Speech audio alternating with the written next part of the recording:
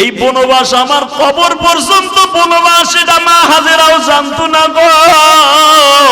ইসমাইল যেই কোলে থাকে, যেই কাপড়ের সাথে তার সংসর্গ লাগে, টাচ লাগলে ওই কাপড় ধোয়া লাগে না, তোরে মোহাম্মদ হয়ে যায়।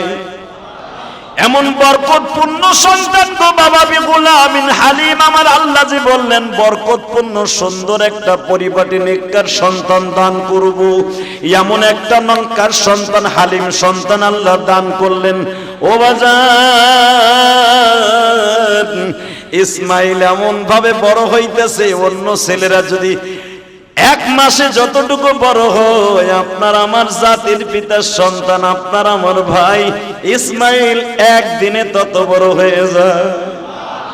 6 মাস যখন হয়ে গেছে, ইসমাইল বাবার কোলে হাসে, বাবাই ধরিয়া দুই গালে 2টা চুমা দিয়া বলে, ইসমাইল রে, আমি তো ভাবছিলাম আমি বুঝি আটকুরা হয়ে গেছি। সেই যৌবন কাল থেকে তোর জন্য দোয়া করে, রব্বি হাবলি মিনাস সালিহিন, আল্লাহ বুড়া বয়সে কবুল করে হয় ফাবাশশারনাহু বিগুলামিন হালিম। কিন্তু বুড়া বয়সেও যদি আমার দোয়া দেরিতেও কবুল হয়, আমার মালিক এমন একটা সন্তান আমারে দিছে, সারা জীবনও যদি সিজদায় পড়ে থাকি আল্লাহর প্রশংসা শেষ করা যাবে না। বাজান, হঠাৎ করে মা জায়রার মধ্যে কি যেন আসিয়া গেল, রাত্রে ঘুম আসে না, খালি যায় নামাজে কাটায়, খালি কাটায়। ইব্রাহিম আলাইহিস সালাতু ওয়াস সালামের ফ্যামিলির মধ্যে এমন গ্যাঞ্জাম শুরু হয়ে গেল বাবা, বড় কাছে গেলে আর একদিক মুখ ফিরায় থাকে, কিন্তু স্বামীর হক ঠিকই আদায় করে, কিন্তু বাজান রে, মনে যেরকম আগে যেরকম ভালোবাসার নজর ছিল সেটা নাই। এদিক দিয়ে মা সায়রা বারবার বলে, সায়রা তুমি যেই ব্যবহার করতেছো আমার বাচ্চাটার প্রতিটা কিন্তু ঠিক না, তোমারও আদর করার দরকার। বলে, আমি তো বাচ্চারে আদর কম করি না, কিন্তু আমি বলে ফেললাম এরে আমি আর সহ্য করতে পারবো না, বনবাসে দিয়ে আসু। ইব্রাহিম আলাইহিস সালাম সিজদায় বসে কান্দে আর বলে, মালিক এটা কি সহ্য করা যায়? আমার আল্লাহ বলে, ইব্রাহিম রে, সহ্য করার কিছুই নয়, আমার সায়রা যেটা পছন্দ করছে ওইটাই আমার পছন্দ। আল্লাহ কি কও তুমি? সায়রা কইতেছে বনবাসে দিতে, ওইখানে দিমু। হ্যাঁ, আস্তে আস্তে করে মা সায়রার ঘরে গেলেন। আপনারা জানেন সূরা সাফফাতের তাফসীরে আসছেন গো বাজার, মা সায়রা যখন বললেন, সায়রা রে, তুমি যে দোয়া করছো বিবিরে দেখতে চাও না, আমার ছোট বিবিরে আল্লাহ কবুল করে নিয়েছে, তোমারটাই কবুল হয়ে গেছে, বনবাসের অর্ডার হয়ে গেছে। বাজান মনে রাখবেন, যদিও সায়রা এতদিন বলছে ওরা আমি দেখতে চাই না, যখনই বাবা ইসমাইলকে কোলে নিয়ে ইব্রাহিম রওনা দিছে মায়ের জাত, এখন আর ইসমাইলের কোলের থেকে নামায় না। না গো আল্লাহর খলিল না, আমি আমার ইসমাইল ছাড়া আমি বাঁচব না। তুমি আল্লাহরে বুঝাইয়া কো, আমরা 2 জন মিলাজিলা থাকবো। আমি যে এতদিন যদি আমার সন্তানের মুখ দেখি না, ইসমাইলকে দেখে আমি সব ভুলে গেছিলাম।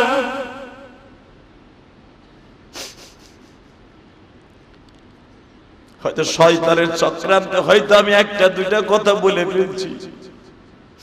তুমি একটা কাজ করো, তুমি আল্লাহরে বুঝাইয়া কও আমার ইসমাইলকে যেন বনবাসে না যায়। যদিও বনবাসে আল্লাহ যায়, হাজিরারে দিক, ইসমাইলটা আমার কাছে রাইখা যাক। ইব্রাহিম বলেন, আরে বিবি না, 2 জনের অর্ডার হয়ে গেছে, দিয়ে আসতে হবে, রাহবারি করবে আমার মালিক। আল্লাহর খেলা এই জগতে, আল্লাহর খেলা এই জগতে কেহ বুঝে না। মারহাবা বলতে পারলেন না?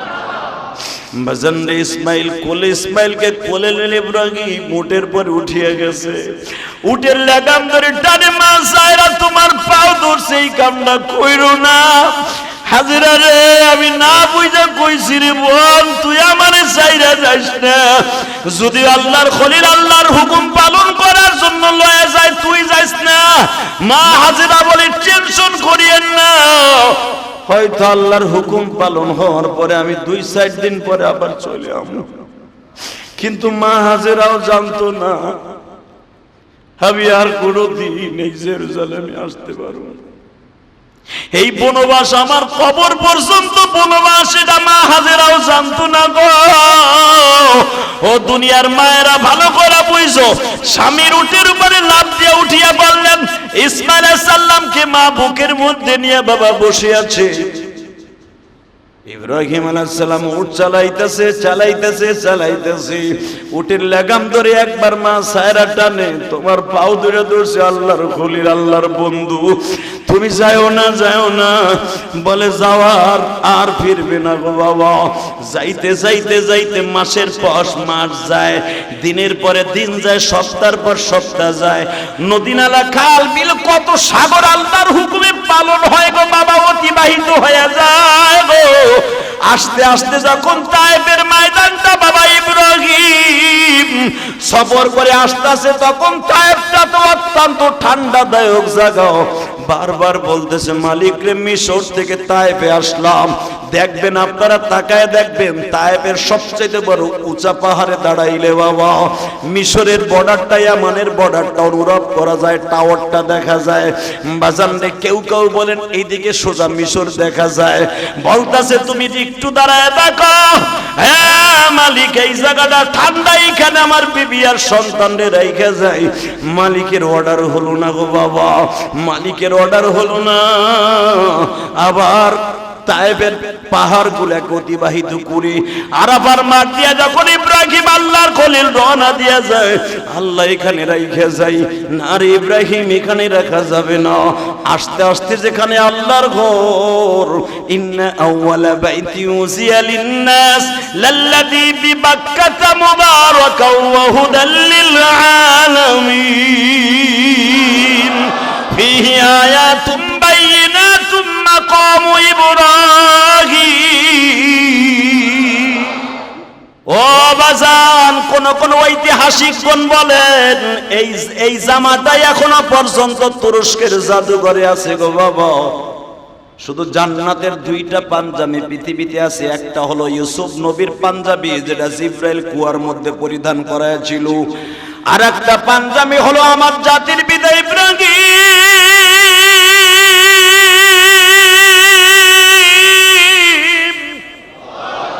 এই 2টা জান্নাতের পাঞ্জাবি পৃথিবীতে আছে গো বাবা। মা হাজেরা বলে আপনি টেনশন করিয়েন না, এই জামাটাই বুকের মধ্যে নিয়ে জীবন কাটায়। আমার বড় আপারে বলিয়ে দিয়ে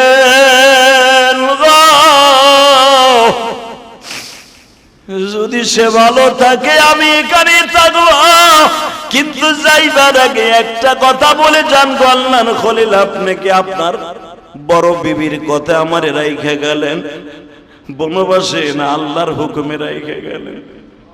ইব্রাহিম বলে বিবি রে, এই ব্যাপারে আমি কিছু জানি না, ওই মালিককে জিজ্ঞেস করিস। আমি যা কিছু করছি আমি আমার মালিকের অর্ডারে করে গেলাম। মা হাজেরা বলে ঠিক আছে যান, এই জামাটা বুকের মধ্যে নিয়ে আমি সব সময় কাটায় দেব, কিন্তু যাইবার আগে একটা কথা শুনে যান গো আল্লাহর খলিল, আপনি যদি পারেন আমার মাওলারে সন্তুষ্ট করতে, স্ত্রী আর পুত্রকে বনবাসে দিয়ে যাইতে, আমি আমার মালিককে খুশি করার জন্য বনবাস রাজি করে নিলাম।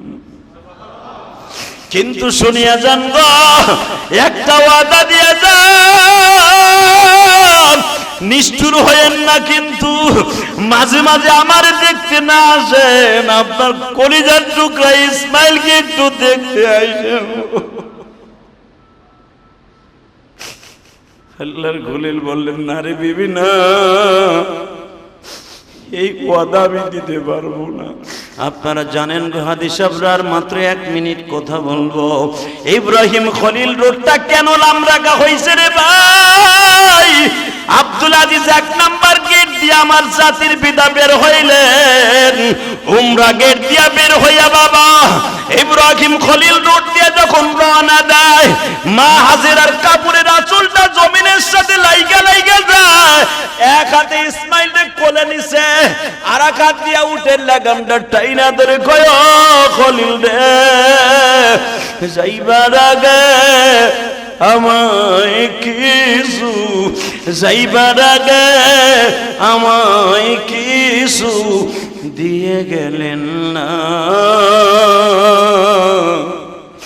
মালিক বুঝি আমার প্রতি খুশি ছিলেন। মালিক যদি আমার পরে খুশি থাকে অবশ্যই আপনি আমারে দিতেন। ঠিক আছেন গো খলিল জান, যদি আমার মালিক আমার এইখানে রাইখা খুশি রাখে, খুশি ভালো রাখে, আমি এই বনবাসকে করবরণ করে নিলাম, আমার আল্লাহ আমার দেখা রাখবে, আপনার টেনশন নাই। نحمده ونستعينه ونستغفره ونؤمن به ونتوكل عليه ونعوذ بالله من شرور أنفسنا ومن سيئات أعمالنا من يهده الله فلا مضل له ومن يضلله فلا هادي له الذي أرسل رسوله بالهدى ودين الحق ليظهره على الدين كله وكفى بالله شهيدا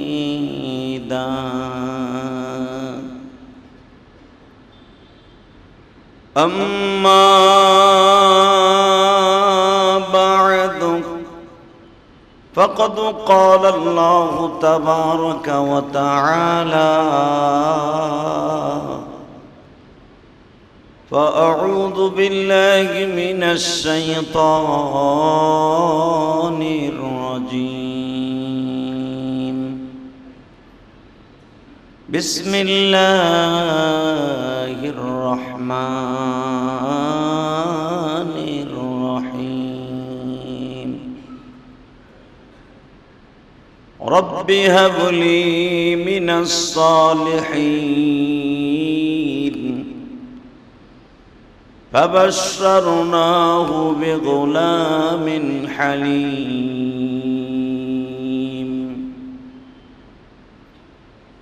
وقال الله تبارك وتعالى ملة أبيكم إبراهيم هو سماكم المسلمين إن الله وملائكته يصلون على النبي يا أيها الذين آمنوا صلوا عليه وسلموا تسليما لا إله إلا الله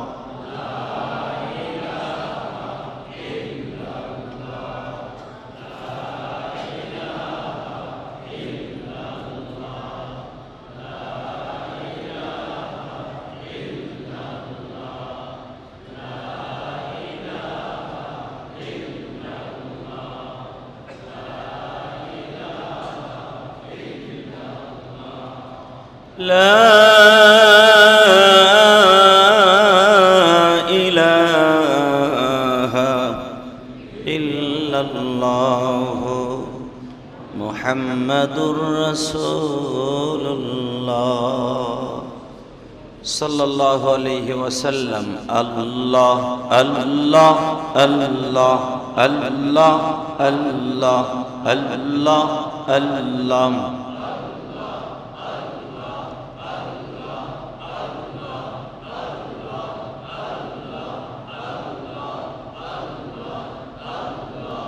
আল্লাহ আল্লাহ আল্লাহ আল্লাহ আল্লাহ আল্লাহ আল্লাহ আল্লাহ আল্লাহ আল্লাহ আল্লাহ আল্লাহ আল্লাহ আল্লাহ আল্লাহ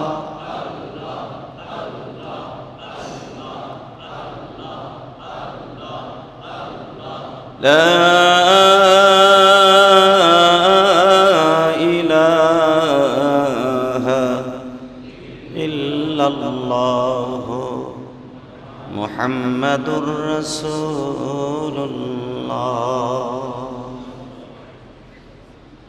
সাল্লাল্লাহু আলাইহি ওয়াসাল্লাম। আল্লাহর যাকিরিন শাকিরিন মুহিব্বিন মুবাল্লিগিন, আল্লাহর প্রিয় মাহবুব বান্দারা, আল্লাহ রাব্বুল আলামিনের দরবারে লাখ কোটি শুকরিয়া জ্ঞাপন করছি যে মহান প্রতিপালক আপনাকে আমাকে জিলকাদ মাসের সর্বশেষ জুমা 2024 সালের জিলকাদের শেষ জুমা, আল্লাহ পাক আপনাকে আমাকে হাজির হওয়ার তৌফিক দান করেছেন। এই মহান সত্তার শুকরিয়া জোরে সোরে বলে আলহামদুলিল্লাহ। জিলকাদ মাস 29-এ যাবে। আজকে জিলকাদ মাসের 29 তারিখ, হয়তো ইনশাআল্লাহ আজকে জিলহাজ মাসের চাঁদ দেখা যাবে। আল্লাহ রাব্বুল আলামিনের কাছে 4টা মাস অনেক দামি, তার ভিতরে জিলকাদ জিলহাজ এটা আল্লাহর কাছে অনেক দামি, মুহররম অনেক দামি, রমজান আল্লাহর কাছে অনেক দামি। তো আল্লাহ পাক আপনাকে আমাকে জিলকাদ মাসের অত্যন্ত মায়া করে দয়া করে এই পর্যন্ত বাঁচিয়ে রেখেছেন। যে মহান সত্তা ইচ্ছা করলে 2023 সালের জিলকাদ মাসে আপনার আমার বডি, আপনার আমার জিসম কবরের সাথে মিশে থাকতে পারত। কত মানুষ গত বছর জিলহজ মাসের আগেই, জিলকাদ মাস আসার আগেই, রমজান মাস আসার আগেই এই ধরা ছেড়ে পৃথিবী ছেড়ে কবরে চলে গেছে। আজকে তাদের জিসম মোবারকের অর্থাৎ তাদের বডির হাড্ডি মাংস আলাদা হয়ে আজকে মাটির সাথে মিশে আছে। আমি কয়েকদিন আগে একটা কবরস্থানে গেছিলাম যে কোনো কারণবশত একটা লাশকে দাফন করার জন্য। আল্লাহ, কয়েকদিন আগে তো বন্যা হলো, আপনারা দেখছেন না? এই বন্যায় নতুন নতুন কবরগুলা ভেঙে মাটিগুলা নিচে নেমে বন্যার পানিতে অনেক লাশের হাড্ডি দেখা যায়। তো বড় বড় কবরস্থানে আপনাদের জানা আছে কে কার কবরে মাটি দেয়। হাজার হাজার মানুষ সে কবরস্থানে শুয়ে আছে। 2 বছর 4 বছর পরে কবরস্থানের বেকু দিয়া হাড্ডিগুলাকে এক জায়গায় করে গর্ত করে রেখে দেওয়া হয়, অথবা বস্তায় ভরে শুনছি বুড়িগঙ্গা নদীতে ফেলে দেয়। নতুন কবর হয়, একটা কবরের পর অন্তত 50টা 60টা 100টা কবর হয়। আল্লাহর শুকর, কত মানুষ, কত দামি মানুষ, যাদেরকে দেখলে মানুষ সালাম দিত, যাদেরকে দেখলে মানুষ এই মিরপুরের জমিনে থরথর করে কাঁপত। তাদের কবর খনন করে দেখেন, এমনও মানুষ আছে যাদের কথায় মিরপুর ওঠা বসা করত। তালাশ করে দেখবেন তার কয়েকটা হাড্ডি ছাড়া কিছুই পাবেন না। ঠিক না বেঠিক? তো বিশ্বনবী কবরস্থানে কেন বেশি বেশি যেতে বলেছেন? বিশ্বনবী কয়েকটা জায়গায় বেশি বেশি যেতে বলেছেন। 1 নম্বরে হলো মসজিদ, 2 নম্বরে হলো কবরস্থান। মসজিদে আসলে আল্লাহর ইবাদতের সংখ্যা বেড়ে যায়, কবরস্থানে গেলে মৃত্যুর কথা বেশি মনে পড়ে যায়। এই জন্য বিশ্বনবী মুহাম্মদ রাসূলুল্লাহ সাল্লাল্লাহু আলাইহি ওয়াসাল্লাম প্রতিদিন ফজরের নামাজের পরে অধিকাংশ সময়, বিশেষ করে সোমবার আর শুক্রবার, জান্নাতুল বাকি কবরস্থানে যেতেন। আর যখন হুজুর মাক্কি জিন্দেগিতে ছিলেন তখন হুজুরের তো কয়েকটা ছেলে মেয়েই জান্নাতুল মুআল্লা কবরস্থানে ঘুমান। তার ভিতরে হুজুরের প্রাণ প্রিয়তমা স্ত্রী, শ্রদ্ধেয়া স্ত্রী, কারণ দুনিয়ার জগতের দিক দিয়ে আমার নবীর চাইতে 15 বছরের বড় ছিলেন মা খাদিজা। এই দিক দিয়ে নবী মা খাদিজাকে সারা জীবন আসেন বাসেন বলতেন। হুজুর কখনো তুমি বলতেন না, সুবহানাল্লাহ বললেন না? আপনি রাসূলের জীবনী যত কিতাবে পড়বেন, মা খাদিজার বেলায় দেখবেন অধিকাংশ মুসান্নেফ নবীর ডাকগুলিকে আসেন বাসেনের দ্বারাই আখ্যায়িত করেছেন, বেশি অধিকাংশ। কারণ মা খাদিজাকে রাসূল অধিকাংশ সময় আসেন বাসেনকে ডাকতেন, এদিকে আসেন, এটা নেন, এটা ধরেন। মা খাদিজা লজ্জা পাইতেন যে আপনি আমাকে ডাকেন, আসেন বাসেন। স্বামী তার স্ত্রীকে তুমি বলবে, তুই বলবে, এটাই বেটার শব্দ, ঠিক না বেটা?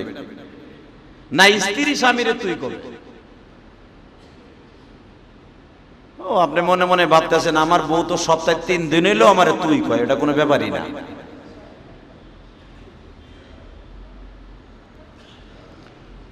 আল্লাহ পাক ইসলামকে অনেক সুন্দর করেছেন, আলহামদুলিল্লাহ বলেন। বিজাতিদের ভাষা হলো স্ত্রী স্বামীরে তুই কয়, এটা হলো তাদের ভদ্রতা। আর মুসলমানের ভাষা হলো আদব, হলো কি স্ত্রী স্বামীকে কি বলবে? হ্যাঁ, আপনি বলবে, আপনি অথবা তুমি বলবে। তো বিশ্বনবী মুহাম্মদ রাসূলুল্লাহ সাল্লাল্লাহু আলাইহি ওয়াসাল্লাম, মুয়াজ্জিন সাহেব কই আওয়াজ কম কে? বিশ্বনবী মুহাম্মদ রাসূলুল্লাহ সাল্লাল্লাহু আলাইহি ওয়াসাল্লাম বলেন, যদি তোমার থেকে বয়সে বড় হয় তুমি তাকে আপনি বলবে, আপনি, তাকে তুমি বলা যাবে না, এটা বেটার শব্দ নয়। হ্যাঁ, আপনার চাইতে যদি বয়সে ছোট হয় তাকে কি বলতে হবে? তুইও বলতে পারেন, তুমিও বলতে পারেন আদর করে। এটা হলো মুসলমানের ভদ্রতা, সভ্যতা, তাই না? এখন যদি আপনার ওয়াইফ আপনারে তুই বলে, মনে করতে হবে আপনার মতো কপাল বড়াই জমিনের একজনও নাই। কথা কর না কে? আরো জোরে। এখন যদি কোন এগুলা কোনো ব্যাপারই না, এটা তো আমারে বলতে বলতে এখন আর এটা আমার কোনো কিছু মনে হয় না, তাহলে এটা আপনার জাতিগত, এটা আপনার অভ্যাস হয়ে গেছে, এটা কোনো ব্যাপার না।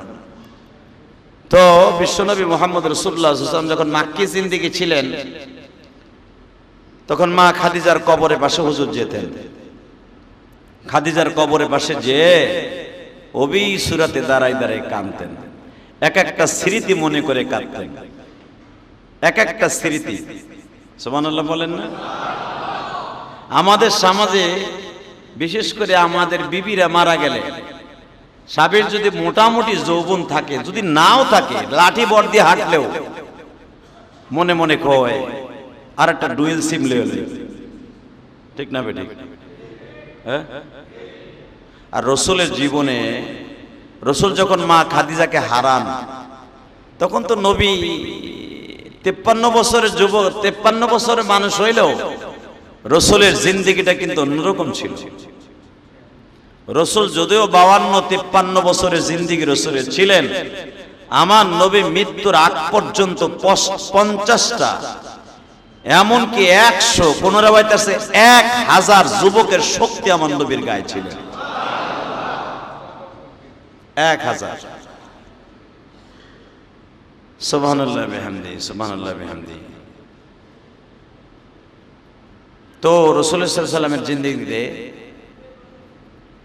জান্নাতুল মুআল্লা কবরস্থানে, পৃথিবীর শ্রেষ্ঠ কবরস্থান, পৃথিবীতে যত কবরস্থান আছে আসল বাড়ি কবর, সবচেয়ে দামি কবরস্থান হলো জান্নাতুল মুআল্লা। এরপর হলো জান্নাতুল বাকি, এরপরে হলো বাইতুল মুকাদ্দাসের পাশে যেখানে মা মারিয়াম ঘুমিয়ে আছে, এই কবরস্থানটা। এই 3টা কবরের কথাই হাদিসে আছে। পৃথিবীর শ্রেষ্ঠ কবরদের মধ্যে অন্যতম একটা কবর, মারহাবা বললেন না? আর একটা কবরের স্থানের কথা শোনা যায়, যেই কবরস্থানে আপনার আমার জাতির পিতা ইব্রাহিম আলাইহিস সালাম ঘুমিয়েছেন, এবং তার পাশে আমাদের ভাই, জাতীয় ভাই ইব্রাহিম আলাইহিস সালামের আরেকটু বাড়ান, ইব্রাহিম আলাইহিস সালাতু ওয়াস সালামের কনিষ্ঠ সন্তান, ছোট সন্তান ইসহাক আলাইহিস সালাতু ওয়াস সালাম ঘুমিয়েছেন। সুবহানাল্লাহ জোরে বলেন।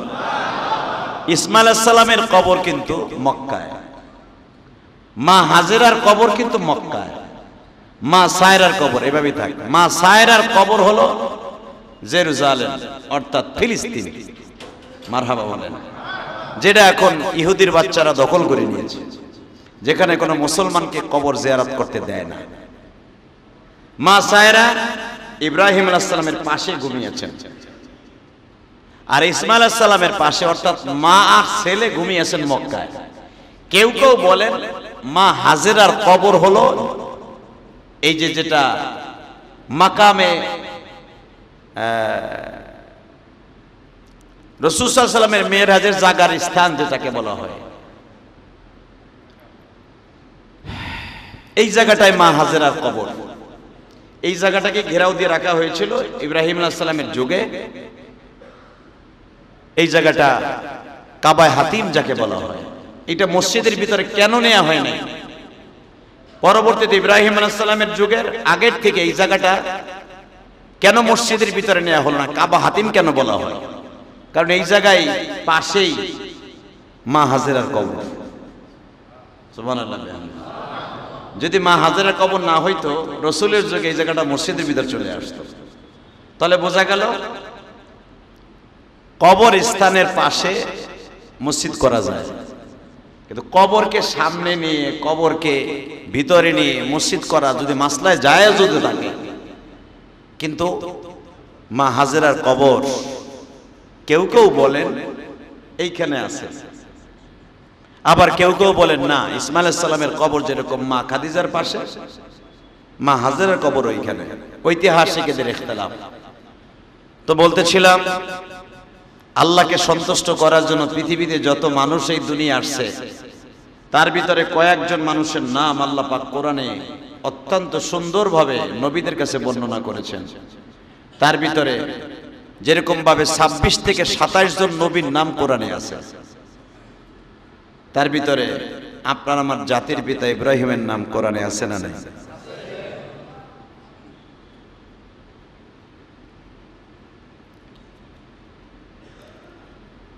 ইব্রাহিম আলাইহিস সালাতু ওয়াস সালাম আল্লাহ পাকের কাছে এমন নৈকট্য হাসিল করছিলেন, নিজের কলিজার টুকরা পুত্রকেও জবাই দিতে সে জাররা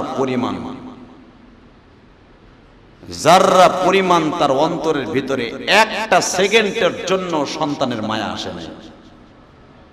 পৃথিবীর কোন নবীর শানে এত বড় ইতিহাস নাই যেটা ইব্রাহিম আলাইহিস সালামের শানে আছে। 40টা ইন্টারভিউ নিয়েছিলেন আল্লাহ ইব্রাহিম আলাইহিস সালামকে, তার ভিতরে অন্যতম একটা ইন্টারভিউ আজকে আপনাদের সামনে উপস্থাপন করব। আলহামদুলিল্লাহ বলেন। ইন্টারভিউতে এটা একটা ইন্টারভিউ, বয়স হয়ে গেল বেচারার 80 থেকে 95 বছর, বউ একজনই, সাথে আছে একটা কাজের বুয়া, কাজের মেয়ে, নাম তার হাজেরা। সুবহানাল্লাহ বলেন না? দীর্ঘদিন পর্যন্ত স্ত্রীর জামা কাপড় ধুইয়ে দেয়, মালিকের কাপড় চোপড় দিয়ে দেয়, মালিক তো পয়গম্বর। হাজেরাও দেখলেন আমিও বার্ধক্য চলে আসছি, আমার থেকে অন্তত 25 থেকে 26 বছরের ছোট হলো, কেউ কেউ বলেন 13 থেকে 14 বছরের ছোট হাজেরা। তো 26 অথবা 13 অথবা 16, তো এই দিক দিয়ে দেখা যাইতেছে হাজেরার যৌবন বেশি আছে, সায়রার যৌবন কম। মা সায়রা বললেন, দেখা যায় আমি দীর্ঘদিন যুগকে যুগ আপনার সাথে বিয়ে হয়ে গেল, আমি যদিও রাজার মাইয়া, আমার দ্বারা মনে সন্তান হবে না, আমার সন্তান বাদ দেন। আর এই মেয়েটাও আপনার সাথে ঘুরিয়া ঘুরিয়া এইভাবে বুয়া হিসাবে থাকবে, এর আপনার সাথে বিয়ে দিয়ে দিয়ে। বিয়ের কথা শুনলে তো মোটামুটি যাগো বউ মরে গেছে, কত খুশি, তো তাড়াতাড়ি হওয়ার কথা বুড়া বয়সে। ইব্রাহিম আলাইহিস সালাম জাতির পিতা, উনি বললেন তুমি যদি ভালো মনে করো যে দিবা, সহ্য করতে পারবা সতীনের জ্বালা, দাও। তাহলে বোঝা গেল সতীনের জ্বালা নবীদের আমল থেকে আসছে। কি বলেন আপনারা? ইব্রাহিম আলাইহিস সালাম বলে দিলেন তোমরা যদি মিলে জেলে থাকতে পারো তাহলে তুমি দাও বিয়া। এতদিন তো বান্দির কাতারে ছিল, এখন দাও বড় ভেবে বিয়ে দিয়ে দিলেন। আলহামদুলিল্লাহ বলেন। কাজটা ভালো হয় না খারাপ হয়েছে? হ্যাঁ, বিয়ে হয়ে গেল, অনেক দিন হয়ে গেল, বেচারা জাতির পিতার অনেক দিন হয়ে গেল, এই বিবির সন্তান হয় না। এক বিবি কাঁদে ঘরের এই কোনায়, আর এক বউ কান্দে ওই কোনায়, স্বামী কান্দে বাইতুল মুকাদ্দাসের সামনে। সুবহানাল্লাহ বলেন না? যদিও কোন তাহলে কাবা ঘর তো আগে হয়েছে, 40 বছর পরে বাইতুল মুকাদ্দাস হয়েছে। তাহলে বাইতুল মুকাদ্দাস কই পাইলেন? বাইতুল মুকাদ্দাস, বাইতুল মুকাদ্দাসও তখনও নাই, কাবা ঘরও নাই, কোনোটাই নাই। কাবা ঘর নূহ নবীর আমলে আল্লাহ আসমান উঠাই নিয়ে গেছে, ভিটিটা পড়ে আছে।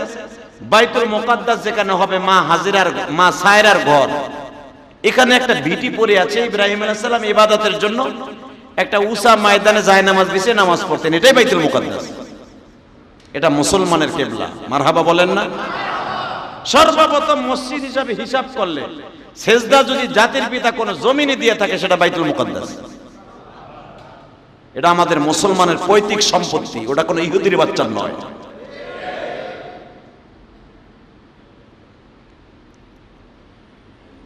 এই ইবাদত খানার পাশে দুই বিবির ঘর। ইব্রাহিম আলাইহিস সালাম শুনাই শুনে বিবিদেরকে বলতেছে কোরআনের ভাষা। দেখেন ইব্রাহিম আলাইহিস সালামের দোয়াটা আল্লাহ কোরআনে এইভাবে বর্ণনা করলেন, খালি কান্দে, খালি কান্দে। আপনার আমার মতো বাংলায় কান্দে নাই তো, সে তার ভাষায় কাঁদছে, আর আল্লাহ পাক আমার নবীরে কোরআনের আয়াতের দ্বারা এইভাবে শুনাইছে। ইব্রাহিম আলাইহিস সালামের দোয়া, সে তো দোয়া করছে আমার জাতির পিতা ইব্রানি ভাষায়, আর আমার আল্লাহ এটাকে ট্রান্সলেশন করে নিয়ে আসছে নবীর ভাষায়, আমাকে বাংলা ভাষা। আপনি যদি কোন আল্লাহ তুমি মাফ করে দাও আমাকে, দুনিয়ায় ভালো রাখো, সুস্থ রাখো, আখিরাতে মাফ করে দিও, বাংলায় কোন আপনি? এটা যদি আপনি ট্রান্সলেশন করেন আরবিতে, রব্বানা আতিনা ফিদ দুনিয়া হাসানাতাও ওয়া ফিল আখিরাতি হাসানাতাও ওয়া কিনা আযাবান নার। ইব্রাহিম আলাইহিস সালাম দোয়া করে, মালিক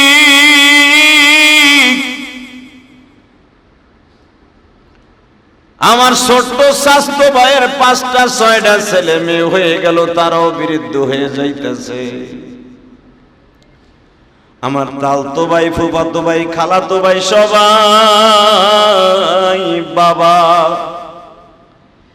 কিন্তু এত বছর হয়ে গেল আমার কোনো সন্তান হয় না। একে একে 2টা বিবাহ করলাম, কোনো সন্তানের খবর নাই। তোমার কি মায়া লাগে না মালিক? বলতেছে আল্লাহ একটা সন্তান তুমি দাও, যদি সন্তান দাও কোনো গাঞ্জাখোর হিরোইনখোর সন্তান দিবা না, দিলে একটা নেক সন্তান আমারে দান করবা। আরো জোরে বল। এটা হলো তার ভাষায় বলছে, আর আল্লাহ কোরআনের ভাষায় আমার নবীর কাছে ট্রান্সলেশন কি করছে? রব্বি হাবলি মিনাস সালিহিন। ও নবী, আপনার বাপ কি কয় শুনছেন? রব্বি হাবলি মিনাস সালিহিন। আল্লাহ ও রব, রব্বি হায় মেরে রব, ও আল্লাহ আমার একটা পোলা দাও, রব্বি হাবলি মিনাস সালিহিন, আমার একটা নেক পোলা দাও, নেক সন্তান দাও। ডেইলি খালি কান্দে। জানেন না অনেক ইমাম সাহেবরা নতুন বিয়ে করলে বউ যখন প্রেগনেন্ট হয়, পোলাপান হয়, তখন আল্লাহ একটা বউ স্ত্রী প্রেগনেন্ট হওয়ার আগে অথবা পরে একটা কোরআনের দোয়া শিখাই দিয়েছে। আল্লাহ এই দোয়াটা পড়বেন, সন্তান নেককার হবে। রব্বানা হাবলানা মিন আজওয়াজিনা যুররিয়াতিনা কুররাতা আয়ুনি ওয়াজআলনা লিল মুত্তাকিনা ইমামা। আল্লাহ আমার বউর পেটেতে ভালো একটা পোলা দিও। দোয়া তো জীবনে করেনই নাই, বরঞ্চ বউজন প্রেগনেন্ট হয়, দুইজনে এক খাটে হইয়া মাঝখানে কোলবালিশ দিয়ে পরামর্শ করে, পেটে যেটা আছে এটা কি বানাবি? কয় মাইয়া হইলে নাই কে বানাবো। কথা কোন না কেন? পোলা হইলে ডাক্তার বানাবো, নাহলে চোর বানাবো, ইঞ্জিনিয়ার বানাবো। কথা কর, আরো জোরে কর। নাহলে এমন ডাক্তার বানাবো ডাকাইতের চাইতে বেশি ভয়ঙ্কর হবে।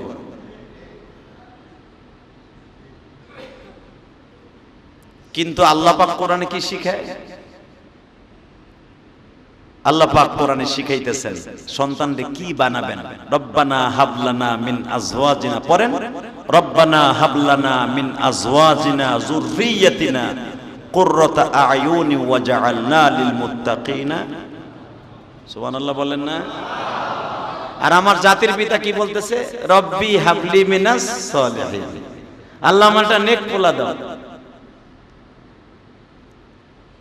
যতই দোয়া করে কাম হয় না। ওই যে অনেকে আমরা কন্যা যে হুজুর এত দোয়া করেন, দোয়া তো কাম হয় না, কি সাতার দোয়া করেন? আরে ভাই, দোয়া আমার জাতির পিতা ইব্রাহিমেরটাও কাম হয় নাই। কথা কর না কেন? এই দোয়া কি 1-2 বছর করছিনি বেটায়? দোয়া করতে করতে করতে বেটা বুড়ো হয়ে গেছে, 95 বছর বয়স। দোয়া শুরু করছে মিয়া বিয়ের 1 বছর পরে, বিয়ে করছে 28 বছর বয়সে। সুবহানাল্লাহ কইতে পারবেন না? তা 28 থেকে 95 দোয়া কি কম করছে নি বেটা? তাহলে কইবেন ইব্রাহিম আলাইহিস সালাম খারাপ? তাহলে আপনি আয়েমা কোন কে হুজুর গো দোয়া কবুল হয় না? আপনার জাতির পিতার দোয়া কবুল হয় নাই 95 বছর পর্যন্ত, কেউ বলেন 80 বছর পর্যন্ত, কেউ বলেন 90 বছর পর্যন্ত দোয়া করতে করতে করতে টন কে টন, বিলিয়ন কোটি টন দোয়া করছে বেটায়। দোয়া যদি মাপা যাইতো, আমি খতিবগিরি করি, ধরেন আল্লাহ তো ছাত্র জীবন থেকে আমারে খতিব বানাইছে, আমি কাফিয়ার বছরিতে খতিব, আলহামদুলিল্লাহ বলে। কমই মাসে ছাত্র যারা আছে তারা বুঝবে, ইমাম সাহেব বুঝবে, মুয়াজ্জিন বুঝবে। কাফিয়ার থেকে নিয়ে দাওরা পর্যন্ত 6 বছর, আলহামদুলিল্লাহ বলে। ইফতা পর্যন্ত 6 বছর। তো ছাত্র জীবনে 6 বছর, ছাত্র জীবনে 6, তাও একটু খতিব না। আমি আমার উস্তাদের সামনেও খতিবগিরি করছি, আল্লাহ শুকরিয়া। খবর লয় দেখতে পারেন গহরডাঙ্গা মাসার হুজুর। তো ছাত্র জীবন থেকে নিয়ে হিসাব করলে ধরেন দাওরা পাস করছি 1999 সালে। তো 1999 সাল থেকে এখন হিসাব করেন 25 বছর। 25 আর 6 কত হয়? এত বছর খতিব। এর ভিতরে হয়তো দেশের বাইরে যখন যেতাম, হজে যাইতাম অথবা অন্য কোথাও যাইতাম, আল্লাহ শুকরিয়া এত বছর যদি আল্লাহ খতিবগিরি করে, ছাত্র জীবন থেকে ক্যাসরা যুগ থেকে, অর্থাৎ যুবক বয়সের থেকে আমি খতিব, আল্লাহ আমারে বানাইছে।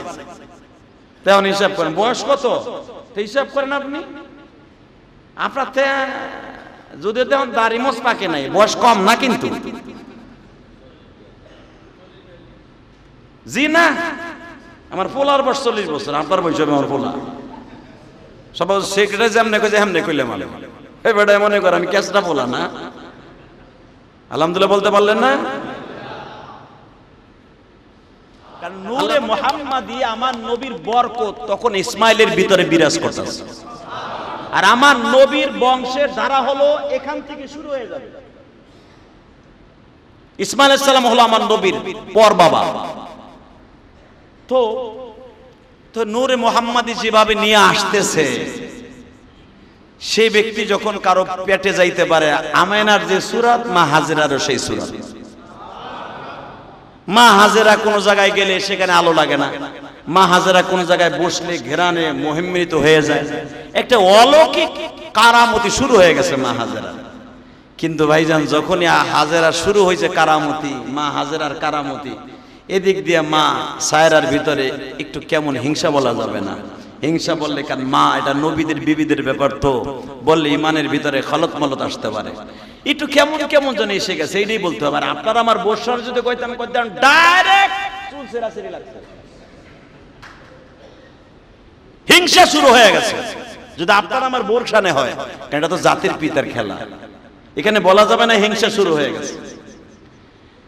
এদিক দিয়া দেখা গেছে যে মা সায়রা হাজেরা যেই কাম করতো, সায়রা যে আগে করে দেয় স্বামীর, জানো বেশি ভালো না বসে কাপড় চোপড় দেওয়ার কথা। আগে দুই তো ছোট বউ, এখন যে বড় বউ দই। ইব্রাহিম ইসলামকে কিউ কয় না, ওর পেটে বাচ্চা তো, ওর একটু আরাম দিতাছি। আরাম আসলে আরাম না, বলা যাবে না হিংসা। বুঝেন মনে মনে এটা কি হইতে পারে, বুঝেন না আমার কথা? ঘর ঝাড়ু দেওয়ার কথা মা হাজেরার, আগে মা হাজেরা দিত, এখন তাড়াতাড়ি যে মা সায়রা দিয়ে দেয়। ইব্রাহিম আলাইহিস সালাম তার বুঝতে বাকি নাই, উনি এত বড় একজন আব্বা, জাতির আব্বা, উনি কি আর আপনার আমার মতো বব্বর বলো সায়রা? সবই বুঝি কিন্তু কিছু বলবো না, তোমার অবদান আছে। ঠিক আছে করো। কয় না ও প্রেগনেন্ট তো, কাজ করতে কষ্ট হয়, এই জন্য আমি করে দিই। বাজানরে হয়ে গেল, শুরু হয়ে গেল। আল্লাহর কি কুদরত! 10 মাস 10 দিন। কোন নবী 10 মাস 10 দিনের আগে দুনিয়া আসে নাই, আলহামদুলিল্লাহ বলতে পারলেন না?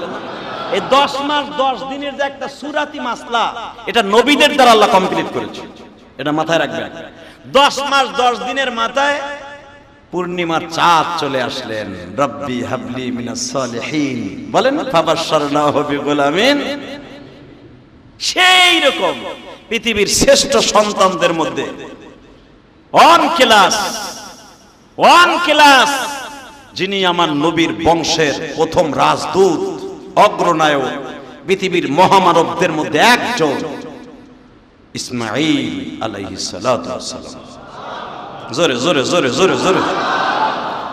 যিনি মার পেটে থাকা অবস্থায় মার থুতুকে ঘেরান আসে, গোসলের পানিতে ঘেরান আসে, উনি দুনিয়া আসলে কি হইতে পারে? বাজানরে এমন ভাবে ঘেরান শুরু হয়ে গেল, ইসমাইল যেই কোলে থাকে, যেই কাপড়ের সাথে তার সংসর্গ লাগে, টাচ লাগলে ওই কাপড় ধোয়া লাগে না, তোরে মোহাম্মদ হয়ে যায়।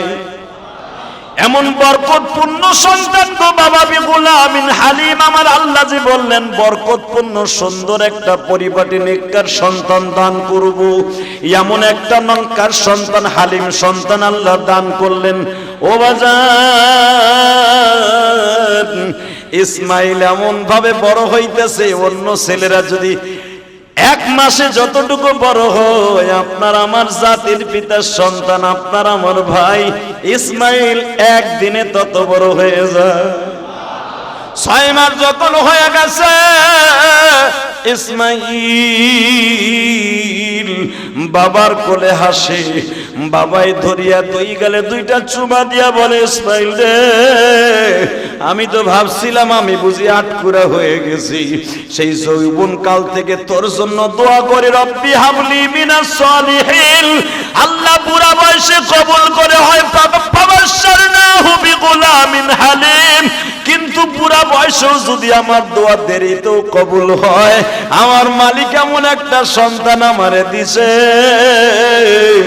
সারা জীবনও যদি সিজদায় পড়ে থাকি আল্লাহর প্রশংসা শেষ করা যাবে না। বাজান হঠাৎ করে মা সায়রার মধ্যে কি যেন আসিয়া গেল, রাত্রে ঘুম আসে না, খালি যায় নামাজে কাটায়, খালি কাটায়। হঠাৎ করে স্বামীর সামনে যায় কয়, তুমি হাজিরার ঘরে যাইতে পারবে না। কেন কেন কেন কেন? ছেলেটা রাত্রে দেখো না, ওরে আমি না দেখলে আমি কোনোটা ভাল লাগে না, আর তুমিও তো তারে দেখতে দাও, তুমিও তো তারে কোলে না নিলে তোমার ভাল লাগে না। হ্যাঁ রে, তুমি এমন করতেছো কেন? আমার ওয়ার্ডার, যাইতে পারবে না। ইব্রাহিম আলাইহিস সালাম বলে, আমি দ্বিতীয় পৃথিবীতে যে খোদাই দাবি করছে, হ্যাঁ রে, মশা দিয়ে শেষ করছি, ওইটারে পাড়াইয়া শেষ করে থুয়ে দিছি। কি কস রে বউ, তোর কত হনবো মানে? হ্যাঁ তুই কি কইতেছ? আমি পোলা দেখতে যাবো না মানে? বুড়া বয়সে আল্লাহ দিছে আমার একটা স্বর্ণের হীরার টুকরা, আমার একটা দিছে আমার আল্লাহ একটা ডায়মন্ড। এই ডায়মন্ডকে আমি হইয়া থাকবো তোর ঘরে? অন্তত রাত্রে একবার হলো হিসাব ওসারে আমি সময় 3 ভাগ করছি, আমার পোলার জন্য 1 ভাগ, 2 বোর জন্য 2 ভাগ। আমার আল্লাহ আমার ডাক শুনে দিছে। সায়রা বলে, যাইবা না? ঠিক আছে যাইও। খুব রাগ করছে, কঠিন রাগ, এটা আমার আপনার কথা না, ডাইরেক্ট কোরআনের তাফসীর। অনেক রাগ করছে, অনেক রাগ করছে। রাগ মানে কি? কথাই বলে না ইব্রাহিম আলাইহিস সালামের সাথে। ইব্রাহিম আলাইহিস সালাম বলে, দেখো তোমার সেই যৌবনকালে বিয়ে করছি, তোমার ওসিলে ছোট বউরে পাইছি, তুমি নিজে বিয়ে দিয়ে, আমি তখন কইছিলাম মিলে দিলে থাকতে পারলে আমার সাথে বিয়ে দাও, তুমি দিয়া তুমি একাম কোকাম করো। আমি বুঝলাম না, তুমি এখন আমার সাথে কি একটা ভেজাল শুরু করলা, এটা তো ঠিক না। তুমি কি মনে মনে ভাবতাছো তুমি এক ঘরে থাকবা, সে আর এক ঘরে থাকবে, আমার পোলাটা কানবে, এটা দেখতে কেমন দেখা যায় না? তোমার কথাটা আমার কাছে তেমন পছন্দসই হইতাছে না। তুমি একটা কাজ করো, তুমি কি চাও তাই বলো তো। মা সায়রা বলে ফেললেন, কথাটা বলতে আমার কষ্ট হচ্ছে, আমি সায়রা হাজারাকে নিয়ে এক ঘরে থাকবো না, এক বাড়িতে থাকবো না। কোথায়? একে দিয়ে আসতে হবে বনবাসে, এমন এক জায়গায় দিয়ে আসবা, এমন এক জায়গায় দিয়ে আসবা যেই জায়গায় মানুষ থাকবে না, দানব থাকবে না, বনবাস, এমন জায়গায় দিয়ে আসবে। জাতির পিতা ইব্রাহিমের মাথার উপরে আসমান ভেঙে পড়লো। এটা কি তোমার কোনো কথা? এটা কোনো মহিলার কথা? হ্যাঁ, তুমি মহিলা জাতি, মায়ের জাতি, আর একটা সন্তান হয়েছে, বয়স 1 বছর এখনো কমপ্লিট হলো না, তুমি এর ভিতরে বলতেছো দিয়ে আসতে হবে, দিয়ে আসতে হবে, তাও বনবাসে, এমন কোন জায়গা না তার যেখানে রাজার বাড়িতে গোলাম ছিল, অন্তত ওই জায়গায় দিয়ে আসতাম। এখান থেকে তো কয়েকটা জেলা পরে, তুমি এখান থেকে দিয়ে আসবে, এমন এক জায়গায় দিতে হবে বনবাস। বনবাস কই দিব রে?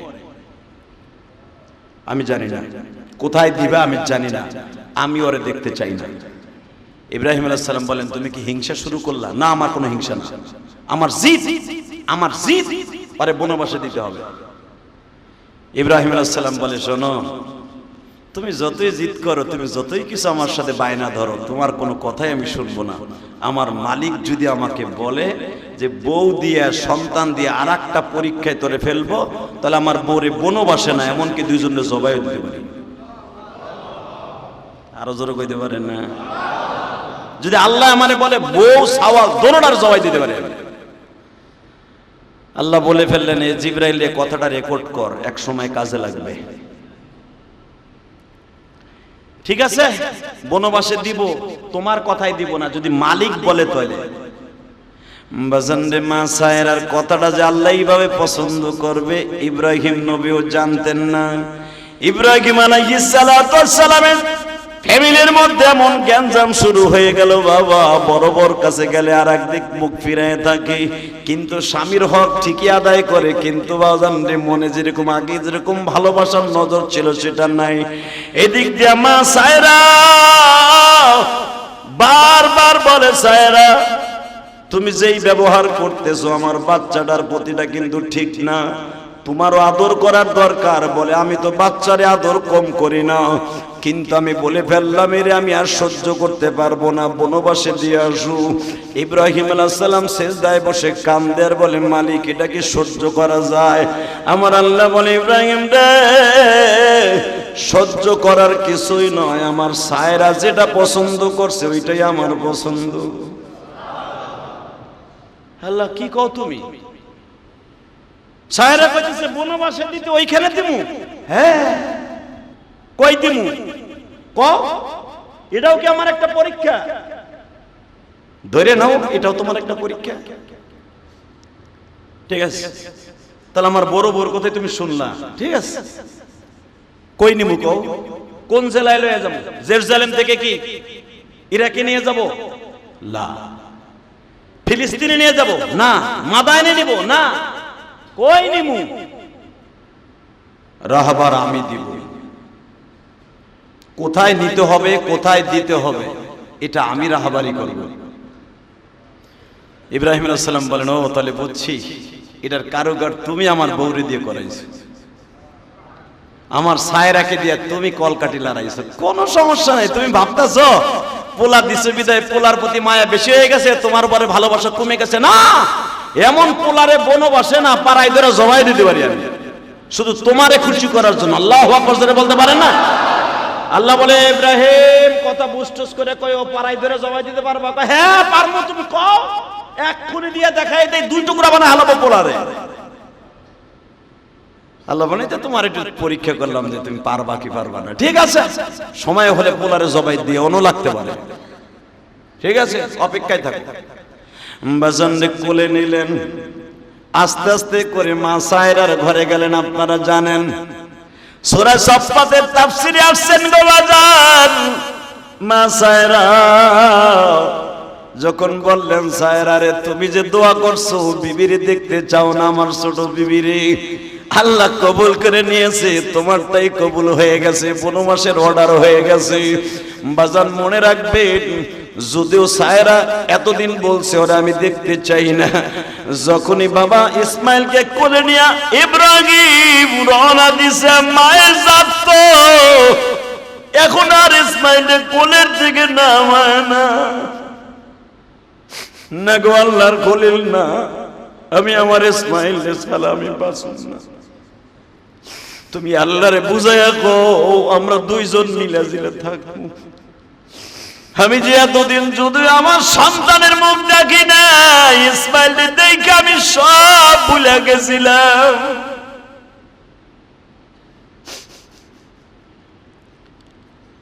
হয়তো শয়তানের চক্রান্তে হয়তো আমি একটা দুইটা কথা বলে ফেলছি। তুমি একটা কাজ করো, তুমি আল্লাহরে বুঝাইয়া কও আমার ইসমাইলকে যেন বনবাসে না দেয়। যদিও বনবাসে আল্লাহ দেয়, হাজিরারে দিক, ইসমাইলটা আমার কাছে রাইখা যাক। ইব্রাহিম বলেন আরে বিবি না, দরজনের অর্ডার হয়ে গেছে, দিয়ে আসতে হবে। রাহাবারি করবে আমার মালিক, আল্লাহর খেলা এই জগতে, আল্লাহর খেলা এই জগতে কেহ বুঝে না। মারহাবা বলতে পারলেন না? বাজানরে ইসমাইল কোলে, ইসমাইলকে কোলে নিলে ইব্রাহিম উটের পর উঠিয়া গেছে। উটের লাগাম ধরে টানে, মা সায়রা তোমার পাও ধরছে, এই কামনা কইরো না। হাজিরা রে, আমি না বুঝা কইছি রে বোন, তুই আমারে সাইরা যাইস না। যদি আল্লাহর খলিল আল্লাহর হুকুম পালন করার জন্য লয়ে যায়, তুই যাইস না। মা হাজিরা বলে টেনশন করিয়েন না, হয়তো আল্লাহর হুকুম পালন হওয়ার পরে আমি 2-4 দিন পরে আবার চলে আসবো। কিন্তু মা হাজেরাও জানতো না আমি আর কোনোদিন এই জেরুজালেমে আসতে পারবো না। এই বনবাস আমার কবর পর্যন্ত বনবাস, এটা মা হাজেরাও জানতো না গো। ও দুনিয়ার মায়েরা ভালো করে বুঝো। স্বামীর উটের উপরে লাফ দিয়ে উঠিয়া বললেন, ইসমাইল আলাইহিস সালামকে মা বুকের মধ্যে নিয়ে বাবা বসে আছে। ইব্রাহিম আলাইহিস সালাম উট চালাইতেছে চালাইতেছে চালাইতেছে, উটের লাগাম ধরে একবার মা সায়রা টানে, তোমার পাও ধরে ধরছে আল্লাহর খলিল আল্লাহর বন্ধু, তুমি যাও না যাও না। বলে যাওয়ার আর ফিরবে না গো বাবা। যাইতে যাইতে যাইতে মাসের পর মাস যায়, দিনের পরে দিন যায়, সপ্তাহের পর সপ্তাহ যায়। নদী নালা খাল বিল কত সাগর আল্লাহর হুকুমে পালন হয় গো বাবা, অতিবাহিত হয়ে যায় গো। আস্তে আস্তে যখন তায়েফের ময়দানটা বাবা ইব্রাহিম সফর করে আসতেছে, তখন তায়েফটা তো অত্যন্ত ঠান্ডাদায়ক জায়গা। বারবার বলতেছে মালিক রে, মিশর থেকে তায়েফে আসলাম, দেখবেন আপনারা তাকায় দেখবেন তায়েফের সবচেয়ে বড় উঁচা পাহাড়ে দাঁড়াইলে বাবা মিশরের বর্ডারটা ইয়ামানের বর্ডারটা অনুভব করা যায়, টাওয়ারটা দেখা যায়। বাজানরে কেউ কেউ বলেন এইদিকে সোজা মিশর দেখা যায়। বলতাছে তুমি একটু দাঁড়ায় দেখো, হ্যাঁ মালিক এই জায়গাটা ঠান্ডা, এখানে আমার বিবি আর সন্তানদের রেখে যায়। মালিকের অর্ডার হলো না গো বাবা, মালিকের অর্ডার হলো না। আবার তায়েফের পাহাড়গুলোকে অতিবাহিত করে আরাফার মাঠ দিয়া যখন ইব্রাহিম আল্লাহর খলিল রওনা দিয়া যায়, আল্লাহ এখানে রাইখা যায় না রে ইব্রাহিম, এখানে রাখা যাবে না। আস্তে আস্তে যেখানে আল্লাহর ঘর, ইন্না আউওয়ালা বাইতি উযিয়া লিন-নাস লাল্লাযী বিবাক্কাতা মুবারাকাও ওয়া হুদাল লিল আলামিন ফীহি আয়াতুম বাইয়িনাতুম মাকামু ইব্রাহিম। যেখানে মাকামে ইব্রাহিম, ঠিক এই জায়গায় নামাই দিয়ে এই চিত্রটার ইতিহাস পৃথিবীর কোন মুসান্নিফ লিখতে শেষ করতে পারবে না এই দৃশ্যটা। কারণ বাইতুল মুকাদ্দাস থেকে জেরুজালেম হলো 6 মাসের রাস্তা। সুবহানাল্লাহ বলতে পারলেন না? 6 মাসের রাস্তায় রাইখে 1 বছর বয়স না, বোর কোলে দিয়ে কয় যাই ভালো থাকিস। মা হাজেরা বলল, এত দেশ, এত নদী নালা, এত সাগর, এত বিল, আরব সাগর পাড়ি দিলাম, লোহিত সাগর পাড়ি দিলাম, কত খাল বিল নদী নালা পাড়ি দিলাম, আরে খালের পাশে রাখলে তো পানির ব্যবস্থা থাকতো। এখান থেকে 8-10 কিলোমিটার জায়গা আরাফার মাঠ। তখন তো মা হাজেরাও জানতেন না এটা আরাফার মাঠ হবে, মা হাজেরাও জানতেন না এটা তায়েফ হবে। আর এখানে গাছ গাছলা দেখলাম, ওখানে রাখলেও তো মোটামুটি হইতো, তুমি রাইখে গেলা। আল্লাহ কোরআনে কি বলে শোনেন, ربنا إني أسكنت من ذريتي بواد غير ذي زرع عند بيتك المحرم ربنا ليقيموا الصلاة فاجعل أفئدة من الناس تهوي إليهم وارزقهم من الثمرات لعلهم يشكرون। কোরআনে কয় গাছ নাই, তরুতলা নাই, পানি নাই, কিছু নাই, জারাত নাই। জারাত মানে ফসলাদি নাই, কিচ্ছু নাই, এমন একটা জায়গায় রেখে গেল। ইব্রাহিম আলাইহিস সালাম বলে, কোনো কথা বলবি না, আমার মালিকের অর্ডার রেখে গেলাম, কোনো কথা চলবে না। মারহাবা বলেন। চুপ থাক, ইসমাইলকে কোলে লো। আল্লাহ ভাবছিল তোরে আর আমার পোলারে বনবাসে দিয়া বুঝি, হেরে বুঝি আমি বেজার করে এলমু না।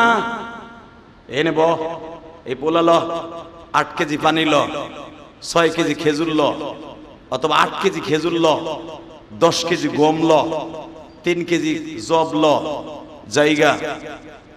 মা হাজারা বলে, যাবেনি তো, যাওয়ার আগে একটা কথা শুনে যান।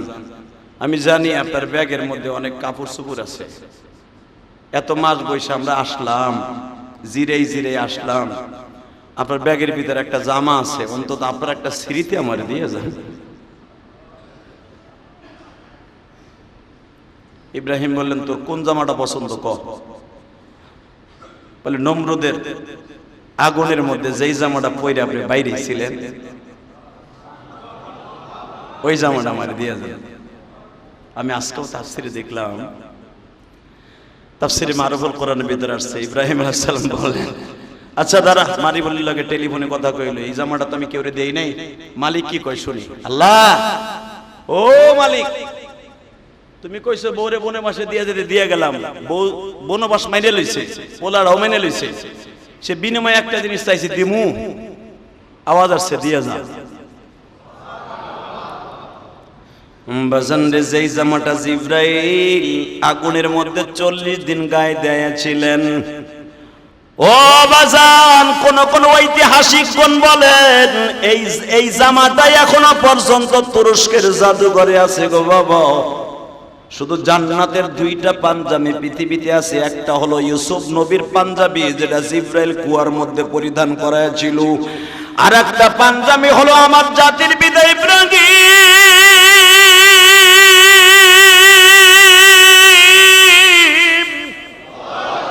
এই 2টা জান্নাতের পাঞ্জাবি পৃথিবীতে আছে গো বাবা। মা হাজেরা বলে, আপনি টেনশন করিয়েন না, এই জামাটাই বুকের মধ্যে নিয়ে জীবন কাটায়। আমার বড় আপারে বলিয়ে দিয়ে,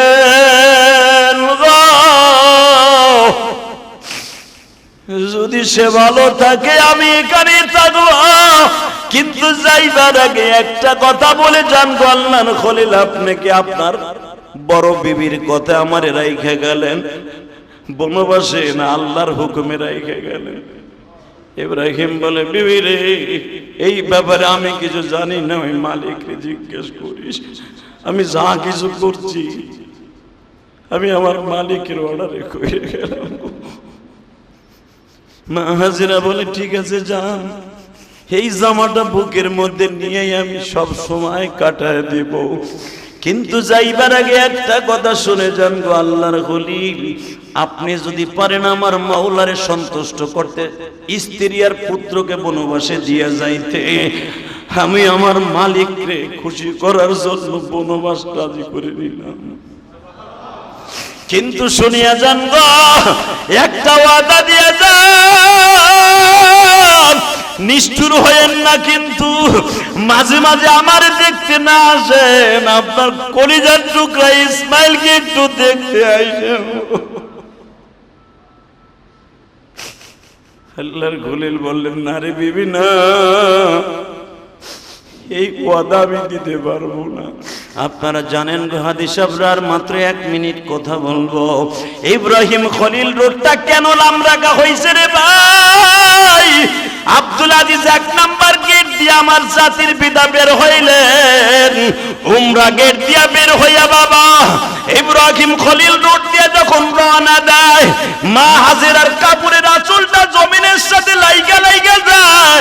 এক হাতে ইসমাইলকে কোলে নিছে, আর এক হাত দিয়া উঠে লাগামটা টাইনা ধরে কয়, খলিল রে যাইবার আগে আমায় কিছু, যাইবার আগে আমায় কিছু দিয়ে গেলেন না।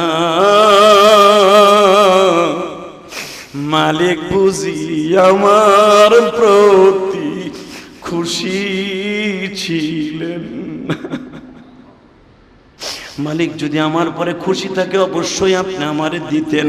ঠিক আছেন গো খলিল জান, যদি আমার মালিক আমার এইখানে রাইখা খুশি রাখে, খুশি ভালো রাখে, আমি এই বনবাসকে করবরণ করে নিলাম, আমার আল্লাহ আমার দেখা রাখবে, আপনার টেনশন নাই। যাই যাইবার আগে একটা কথা শুনে যায়, শোন, 2টা কথা বলবো, সবসময় মাঝে না হয়।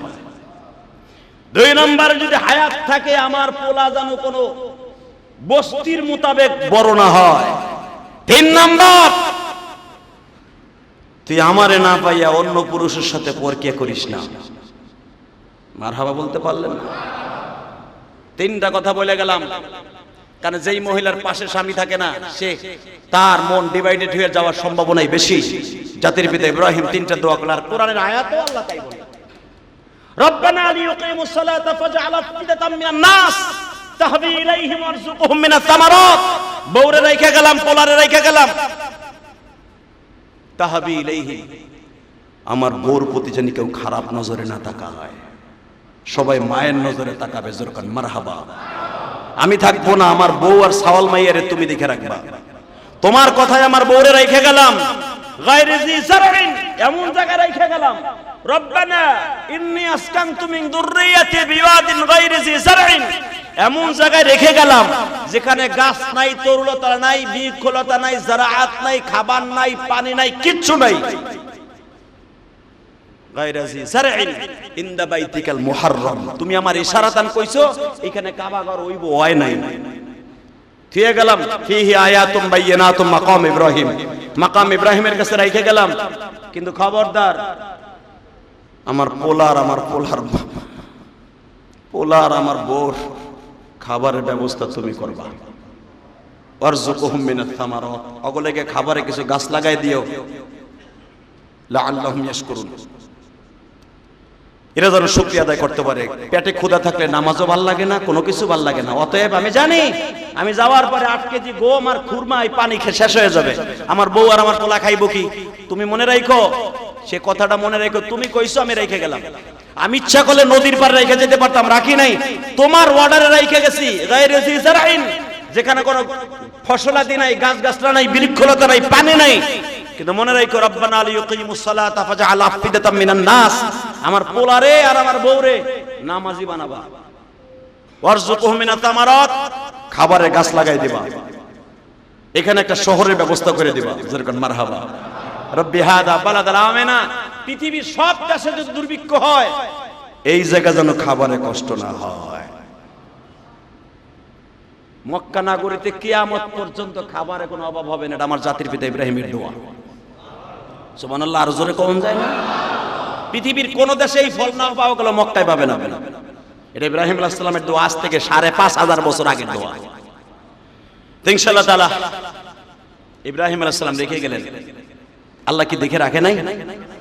ইনশাআল্লাহ তাআলা আগামী সপ্তাহে বুঝতে পারবেন যে একটা মহিলার সংগ্রাম কাকে বলে। একটা মহিলা স্বামী ছাড়া সন্তানদের বুকে নিয়ে, গাছ নাই, বৃক্ষ নাই, অন্য টক বুকে যুবকদের সাথে জিহাদ করে নিজের সতীত্বকে বজায় রেখে কিভাবে একটা শহর কায়েম করতে হয়, বাক্কা শহরকে মক্কা বানাইতে হয়, একটা মহিলা প্রমাণ করে দিয়েছে। আরো জোরে কর। এই শহরটার নাম কি? জোরে কর। অন্য বেড়া না পারে, তালবে ইলম রেহেন নাই, হুজুরে নাই। এই শহরটার নাম কি? ইন্না ওয়ালা বাইতি উজিয়া লিন-নাস লাল্লাযী বিবাক্কা। শহরটার নাম বাক্কা। মক্কা তো হইছে শুক্রে 8 দিন। এই বাক্কা শহরটা মানে কি? অসম্পূর্ণ জায়গা, আঁকা বাঁকা জায়গা, হিংস্র প্রাণীর জায়গা, সাপ বিচ্ছুর জায়গা, ফসলাদি বিহীন জায়গা, গাছ গাছলা বৃক্ষলতা সারা জায়গা, শহর সারা জায়গা, অজপাড়া গাছ যেটাকে বলা হয়, বিবাক্কাতা মুবারাক। এটা অজপাড়া গায়ে আমি আল্লাহ পৃথিবীর শ্রেষ্ঠ পবিত্র ঘর বানাইলাম। তাও একটা মহিলার জন্যই সারা পৃথিবীর শ্রেষ্ঠ একটা শহর তৈরি করলাম। আরো জোরে বলুন।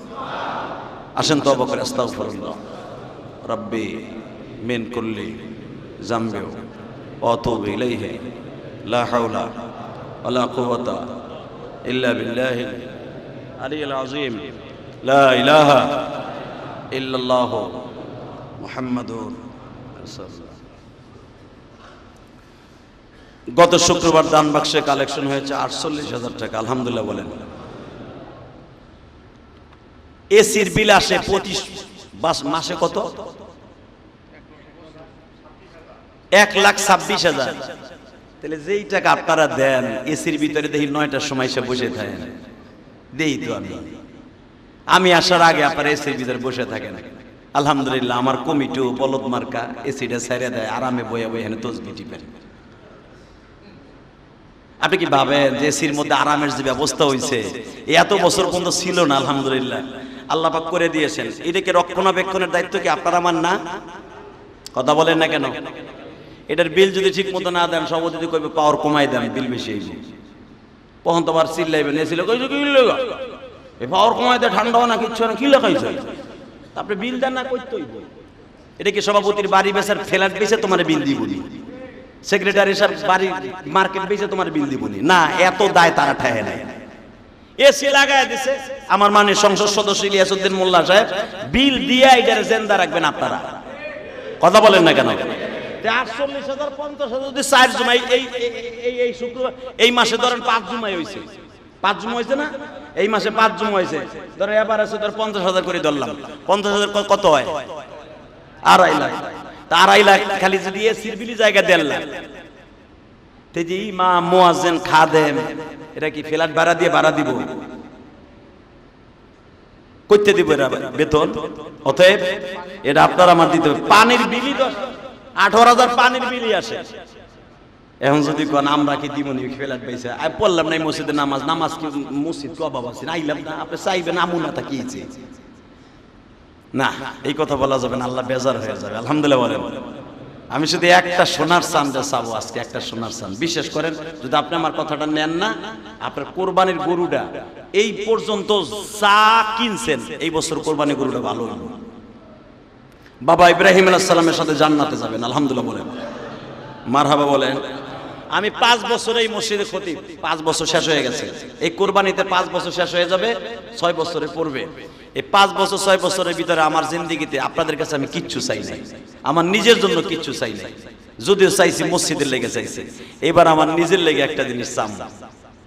আবার চিন্তা করেন না যে আমি খুলে লয়ে যাবো, এই চিন্তা করেন না। আলহামদুলিল্লাহ বলতে পারলেন না? যদি ইনশাআল্লাহ আপনি আমার কথায় রাজি থাকেন, বিশ্বাস করেন, আমি এই খুতবা বসে বললাম যদি আল্লাহ আমাকে মাফ করেন, জানি না মাফ করবে কিনা, যদি আল্লাহ আমাকে মাফ করেন, যদি আমি জান্নাতের বোরাকে উঠি, ইনশাআল্লাহ বলবো আল্লাহ যে ব্যক্তি আমার কথাটা রাখছিল কোরবানির আগে, তুমি তাকে আমার বন্ধু বানায় দাও। আমি বলবো আল্লাহকে, সত্যি কথা বলবো ইনশাআল্লাহ। ইনশাআল্লাহ বলেন যদি আমার মাফ করে। আবার উল্টা পাল্টা বুঝেন না, এখানে সব মুসল্লি আমার বন্ধু না, আমার আইকেলা বাস দেওয়ার লোক বহুত আছে। কথা কন না কেন? নামাজটা শেষ আইকেলা সাসা সারাটা লয় বই রয়েছেন, এটা আমি জানি, ওই পরও আমি করি না। তবে একটা জিনিস মনে রাখবেন, আমি যা কিছু বলবো, যা কিছু চাবো আল্লাহর ঘরের জন্য চাবো। আপনি আমার কি দিবেন? আপনি দেওয়ার মতো কেউ না। আমার জাতির ভিতরে কোনোদিন জিবরাইল কিছু দিয়ে সন্তুষ্ট করতে পারে নাই, সন্তুষ্ট করছে একমাত্র আল্লাহ। কে? আমি আল্লাহকে সন্তুষ্ট করার জন্য বলছি, মাত্র 2টা লোক খারাপেন, 2টা লোক নিচে আমার লাগে একটা নতুন রুম বানাইছে, রুম এতদিন টিনের ঘরে, বিশ্বাস করেন আপনারা আমার লগে দেখা করতে যান, গামাইতে আজকেও আমার গেঞ্জিটা ভিজা অবস্থায় মসজিদে ঢুকছি, কিচ্ছু কই নাই কমিটি গো, কমিটির মায়া হয়েছে, দয়া হয়েছে, একটা রুম বানাই দিয়েছে নিচে, আলহামদুলিল্লাহ বলেন। আমি কি রুম ভাঙ্গে যাওয়ার সময় লয়ে যাবো? হ্যাঁ, কাজ চলতেছে আলহামদুলিল্লাহ, নিচে 2টা এসির দরকার। যদি একটা আল্লাহর পাগল পাই, হজের মাস আগামীকালকে থেকে শুরু, এই জিলকদের শেষ জুমায় ওয়াদা দিয়ে গেলাম, যদি আল্লাহ আমাকে মাফ করে দেয়, আল্লাহ যেন আপনাকেও মাফ করে দেয়, আর সবচেয়ে বেশি যেন আল্লাহ আপনাকে একটা জান্নাতের ব্যবস্থা করে দেয়, আল্লাহ যেন আপনাকে একটা কোরবানির পশুর ব্যবস্থা করে দেয়, সেই রকম একটা পশু। তা আল্লাহর কোনো বান্দা আসেননি, একটা এসি নিজে একাই দিয়ে দিবেন আপনার জনম দুঃখিনী মায়ের জন্য। আল্লাহর একটা বান্দা কইবেন খারায়া, যদি এই জুমায় জন একটা চাইছেন, আমি একজন একটা চাইলাম, 2টা লাগবো তো, একজনের কাছে একটা চাইলাম। আল্লাহর কোন ওলি আসেননি, দাঁড়ায় বলেন তো হুজুর আমি একটা এসি দিয়ে দিব আপনার বন্ধু বানাবার জন্য। এটাতে কমিটি কত, কয় টন লাগবে? 2 টনই, 2টা। আল্লাহ কোনদিন আমার জন্য এই মসজিদে কিচ্ছু চাই নাই, রুমটা যখন আমার সুন্দর করছে, তুমি তার কবরটারে সুন্দর করে দিও, টাকা পয়সাতে তুমি দিবা আল্লাহ, আল্লাহ তার ছেলে মেয়েকে তুমি এই দুনিয়ার বাদশা বানাই দিও, জোরে কোন আমিন। কোন তো কে দিবেন মায়ের জন্য, বাবার জন্য একটা এসি এই জুমায় একজনে দিবেন, একটা এসি, একটা। 2 টনের দাম কত আমি তো জানি না, মাত্র 90,000, 80 থেকে 90,000। আল্লাহ গো, সময় দিলাম 2 মিনিট, এর বিয়ে যদি আমার কোনো বন্ধু পাই, আমি এই মসজিদ থেকে যদি চলেও যাই, পয়সাটার খুলে নিয়ে যাব না, নতুন আর এক ক্ষতি বাতাস খাবে। আল্লাহ তুমি তার জনম দুঃখিনী মাকে জান্নাতের বাতারের ব্যবস্থা করে দিবা। বলেন আল্লাহ একটা বান্দা করবেন খারায় যে হুজুর আমি দিয়ে দেবে একটা, কোন আমি 1.5 মিনিট আল্লাহর কাছে চাইলাম, দেই কোন বান্দা আল্লাহর বান্দা খারায় নাকি। আল্লাহ ও মালিক, আমি জীবনে কিছু চাই নাই, এই মসজিদে আমার নিজের জন্য, খালি মসজিদের লেগে চাইছি, আমার জন্য একটা রুম বানাইছে আল্লাহ, এইখানে কত খতিব সাহেব নামাজ পড়াবো, এখানে এসির বাতাস খায়া, কোন তো একটা লোক কে দিবেন একটা এসি? 1.5 মিনিটের ভিতরে বলতে হবে, কোন কে দিবেন হুজুর আমার জনম দুঃখিনী মায়ের জন্য আমি দিব, কোন কে দিবেন একটা এসি? একটা 2টো নিয়েছি, কে দিয়ে দিবেন? সেক্রেটারি মনে মনে ভাবতাছে এই কি ও কি আর দিব, এই বেটার বাড়ি সেগুন বাগিচা, আমি চিনি, আপনার চিনতে হবে না, আমি তো জানিও না এই লোক আইছে আজকে, পাগলের দিকে হয় না, মারহাবা কর, সেগুন বাগিচা বাড়ি, সেখান থেকে আজকের জুমা আইছে, আমার মনে হয় ওনার লাইফে 2টা জুমাই মসজিদে পড়ছে। আল্লাহ একটা চাইছিলাম, আমি জানি না যে আমার আক্তার ভাই মসজিদে আইছে, অত্যন্ত দানবীর, এবং উনি কুমিল্লা ওনার যেখানে বাড়ি, ওনার বাড়িতে যেই বাড়ি করছে, এমন বাড়ি ঢাকা শহরে এমপি মন্ত্রীরাও করতে পারে নাই, আলহামদুলিল্লাহ বলে। ওনার একটা ছেলে কোন জায়গা জানি সিটিজেন, অস্ট্রেলিয়া, শুনলে আশ্চর্য হয়ে যাবেন, ওনার ছেলে এত ভদ্র, আমার ওয়াজ শুনে কানতে কানতে বাপরে জড়াই ধরিয়া যাওয়ার আগে অস্ট্রেলিয়া চলে গেছে, ওখানে সিটিজেন, সে এয়ারফোর্সে চাকরি করে, অনেক ছোট্ট, অস্ট্রেলিয়ার ভেতর সবচেয়ে ছোট্ট অফিসার, অল্প বয়সে অবিবাহিত ছেলে, ওনার ছেলে অস্ট্রেলিয়ার মতো জায়গায় এয়ারফোর্সে চাকরি নিয়ে সরকারি ভাবে, আপনি কি মনে করলেন মিয়া? ওই দেশে লেখাপড়া করে এই অল্প বয়সে এখনো বিয়ে করে নাই তার ছেলে। আল্লাহ আমার ভাই আমারে প্রথম একটা এসি দিল, আল্লাহ আমার আক্তার ভাইয়ের সন্তানটারে ভালো রাখো, তার সন্তানরে ভালো রাখো আল্লাহ, তার সন্তানরে তুমি মানুষের মতো মানুষ বানায়ো। আমি যতটুকু সময় দেখছি মাত্র 2-3 ঘন্টা, তার ছেলেটা এমন কান্দা কানছে আমার ওয়াজে, এই ঈদের পরে, এই যে রোজার ঈদের পরে কয়েকদিন পরে, আল্লাহ তার ছেলেকে ওই দেশে ভালো রাখো, সুস্থ রাখো, বাস, আর বেশি চিল্লা পাল্লা দরকার নাই। এই জুমায় একটাই নিলাম, কোরবানির আগে আগামী জুমায় আরেকটা নিব, আল্লাহ তাআলা যদি আমাদের তৌফিক দান করে। আসেন তওবা করে আস্তাগফিরুল্লাহ রব্বি মিন কুল্লি জামবিও আতুবু ইলাইহি, আল্লাহুম্মা আমিন। ربنا ظلمنا أنفسنا وإن لم تغفر لنا وترحمنا لنكونن من الخاسرين ربنا فاغفر لنا ذنوبنا وكفر عنا سيئاتنا وتوفنا مع الأبرار মালিক রে তোমার যদি মায়া লাগে গো আল্লাহ, আগামী কালকা থেকে আমার জিলহজ মাসের 1ম তারিখ শুরু হয়ে যাবে। আল্লাহ এই মাসের 17 তারিখ হয়তো আমার জাতির পিতা ইব্রাহিমের মতো কোরবানি, জানি না কে কে কোরবানি দেওয়ার নিয়ত করছে। মালিক রে, তুমি কবুল না করলে কারোই তো ক্ষমতা নাই কবুল করে দিবে। এমন একটা দিন ছিল আমি জিহাদির মনে পড়ে, আমার বাবা এতই গরিব ছিল, একটা পলিথিন হাতে করে চাচার বাড়ির সামনে এক টুকরে গোশের জন্য আমি জিহাদি দাঁড়াইছিলাম। আজকে কত মানুষ আমার সামনে বলে যায়, হুজুর আমার জন্য একটু গোশত রাখেন। আমার নবী বলে, যারা ছোট্ট কালের কথা ভুলিয়া যায় তারা আল্লাহরেও ভুলিয়া যায়। এখানে এমন এমন মানুষ আছে তার বাবা তার দাদা কোনোদিন কোরবানি দেওয়ার তৌফিক ছিল না, সে এখন 2টা 3টা কোরবানি দেয়। মালিক সবই তো তোমার ইচ্ছা। যারা আমার মতো কোরবানি দেওয়ার নিয়ত করছে প্রত্যেকের কোরবানি কবুল করে নিও। কিন্তু আজকে কোরবানি নেই এমন সময় ছিল, আমার কথা আমি বলিয়া যাই গো, আমার জনম দুঃখিনী মা বেঁচিয়া যখন ছিল গো, আমি জিহাদি আমার গরুর কোনোদিন এক টুকরা গোশত তো আমার মা দুঃখিনী রে খাওয়াইতে পারি। 12 বছর বয়সে আমার মা আমার রাইকা কবরে চলে গেল। মা কুরবানি দেই মা, তুমি তো আইসা একটা টুকরা নিয়ে গেল না। আমার মতো কত মা হারারা হাত তুলে কান্দে, কত ভাইরা আছে বাবা কোরবানি দেওয়ার এবিলিটি তখন ছিল না, তারা ছিল ছাত্র জীবন। আজকে কোরবানি দেয় ওই বাবা কবরে। গো মালিক, আমার মতো যাদের মা নাই, কার জানো বাবা নাই, বাবার কবরটা জান্নাতের বাগান বানায় দিও।